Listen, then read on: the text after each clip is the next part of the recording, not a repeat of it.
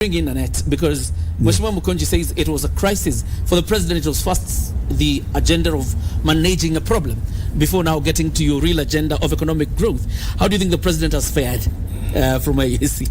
On a scale of 1 to 10, I would give a 4. A 4? Yes. Okay. So this government was elected on a promise of economic recovery, the bottom-up agenda. Yeah. And during the campaign period, it was clear we were not in a good place economically.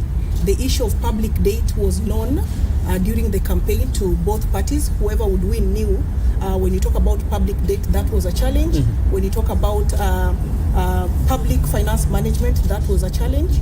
So at least we are certain and comfortable that the leadership of today came into being knowing the problems that we face economically as a nation. However, there was a promise that this was going to change. And in changing, 1 year into government, it's basically laying foundations that should demonstrate that there is a change, or there's that economic recovery that was anticipated and also promised to Kenyans. Do you think they're doing that? The question is then, is that happening? To me, it's not happening as we ought to be seeing.